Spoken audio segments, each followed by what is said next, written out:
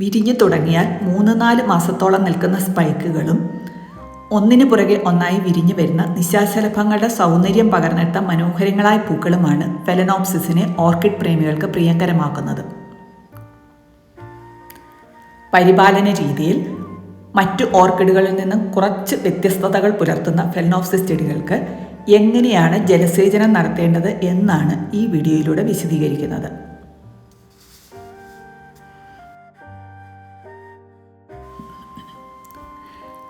Phalaenopsis നനയ്ക്കാൻ ഏറ്റവും അനുയോജ്യമായ സമയം രാവിലെയാണ്.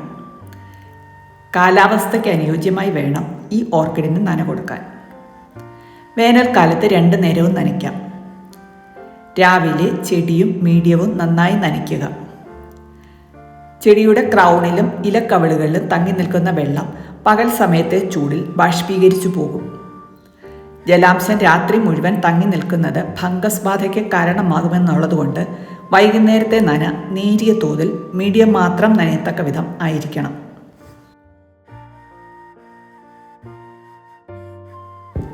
അന്തരീക്ഷ ഊഷ്മാവ്, ഹ്യൂമിഡിറ്റി, നടാൻ ഉപയോഗിച്ചിരിക്കുന്ന മീഡിയം, ചെടി വച്ചിരിക്കുന്ന സ്ഥലം ഇവയൊക്കെ അനുസരിച്ച് ചെടിക്ക് വെള്ളത്തിൻ്റെ ആവശ്യകതയിൽ വ്യത്യാസം വരും. അതനുസരിച്ച് നനകളുടെ ഫ്രീക്വൻസിയിലും വ്യത്യാസം ഉണ്ടാവും. ചെടി നടാൻ മീഡിയമായി ഉപയോഗിക്കാറുള്ള തൊണ്ട് കഷ്ണങ്ങൾക്കും സ്പാഗ്നം മോസിനും നന്നായി ജലാംശം പിടിച്ചു വയ്ക്കാൻ കഴിവുണ്ട്. അങ്ങനെയുള്ള മീഡിയത്തിൽ നട്ട ചെടികൾക്ക് മീഡിയത്തിൻ്റെ നനവ് മാറി ഡ്രൈ ആകുന്ന സമയത്ത് നനച്ചു കൊടുത്താൽ മതി. നനവില്ലാത്ത സമയത്ത് വേരുകൾക്ക് സിൽവറി ഗ്രേ കളറായിരിക്കും. അപ്പോൾ നനച്ചു കൊടുക്കാം. ജലാംശം നന്നായി പിടിച്ചെടുത്തിട്ടുള്ള വേരുകൾ നല്ല പച്ച നിറത്തിലിരിക്കും.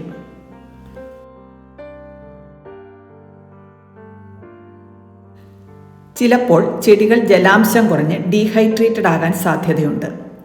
ഇലകൾ സോഫ്റ്റായി ചുളിവുകൾ വന്ന് വാടി താഴോട്ട് കിടക്കുകയാണെങ്കിൽ ചെടികൾക്ക് ആവശ്യത്തിന് വെള്ളം ലഭിക്കുന്നില്ല എന്ന് മനസ്സിലാക്കാം. ചെടികളുടെ വേരുകൾക്ക് പ്രശ്നമുണ്ടായാലും ചെടി ഡീഹൈഡ്രേറ്റഡ് ആകും. അതുകൊണ്ട് ആദ്യം തന്നെ വേരുകൾ ഹെൽത്തി ആണെന്ന് ഉറപ്പുവരുത്തണം. വേരുകൾ അഴുകിയിട്ടുണ്ടെങ്കിൽ നമ്മൾ എത്ര വെള്ളം ഒഴിച്ചാലും ചെടിക്ക് അത് അബ്സോർബ് ചെയ്യാൻ പറ്റില്ല. ഇത്തരം ചെടികൾ മീഡിയത്തിൽ നിന്നും പുറത്തെടുത്ത് അഴുകിയ വേരുകൾ മുറിച്ച് വൃത്തിയാക്കി ചെടി റീപോർട്ട് ചെയ്യണം. ഫെലനോപ്സിസ് ദിവസവും നനയ്ക്കണോ, എത്ര ദിവസം ഇടവിട്ട് നനയ്ക്കണം എന്നൊക്കെയുള്ളത് ചെടി നട്ടിരിക്കുന്ന മീഡിയത്തിൻ്റെ ജലാംശം ചെക്ക് ചെയ്ത് തീരുമാനിക്കണം. ഞാൻ എൻ്റെ ഫെലനോപ്സിസ് എല്ലാം നട്ടിരിക്കുന്നത് കരി മാത്രം മീഡിയമായി ഉപയോഗിച്ചാണ്. കരിക്ക് വെള്ളത്തിനെ പിടിച്ചു വയ്ക്കാനുള്ള കഴിവ് കുറവായതുകൊണ്ട് തന്നെ ഞാൻ എല്ലാ ദിവസവും രാവിലെയും വൈകിട്ടും നനയ്ക്കാറുണ്ട്.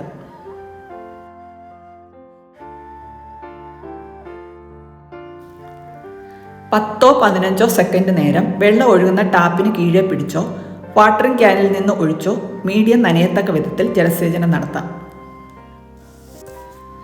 മറ്റൊരു പാത്രത്തിലെ വെള്ളത്തിൽ നട്ടിരിക്കുന്ന മീഡിയം മാത്രം മുങ്ങിയിരിക്കത്തക്ക വിധത്തിൽ ചെടി 5 മുതൽ 10 മിനിറ്റ് വരെ താഴ്ത്തി വയ്ക്കുന്നത് മീഡിയത്തിൽ വെള്ളം നന്നായി അബ്സോർബ് ചെയ്യാൻ സഹായിക്കും.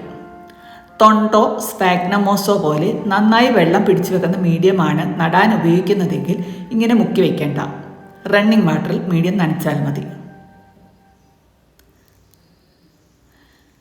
പോട്ടിൻ്റെ അടിയിൽ വയ്ക്കുന്ന ട്രെയിനർ ട്രേയിലോ ചെടി ഇറക്കി വെച്ചിരിക്കുന്ന ഡെക്കറേറ്റീവ് പോട്ടിലോ വെള്ളം നിൽക്കാൻ പാടില്ല.